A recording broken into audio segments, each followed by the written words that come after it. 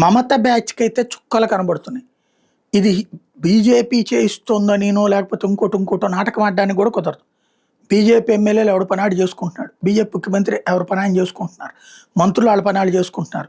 రోజు మమతా బెనర్జీకి కౌంటర్లు ఇస్తా ఆవిడ ఆడే రాజకీయ డ్రామాకి ఎక్కడా నడవట్లేదు. అది మమతకి పెద్ద సమస్య.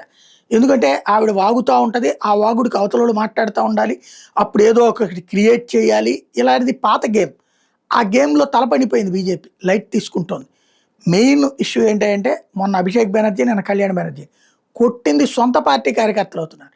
వీళ్ళు డబ్బులు వసూలు చేసింది, ఆడవాళ్ళని లాక్కొచ్చింది సొంత పార్టీ వాళ్ళేనట. ఇది పెద్ద సమస్యగా మారుతోంది. దీంతో ఏం చేయాలో అర్థం కాక తలపట్టుకుంటున్నటువంటి పరిస్థితి మమతా బెనర్జీ. జనం కొడుతున్నారన్న జనానికి అర్థమైంది, ప్రపంచానికి అర్థమవుతోంది. ఐఎన్డిఏ ద్వారా ఏదో కాసేపు హడావిడి చేద్దాం అనుకుంటుంది.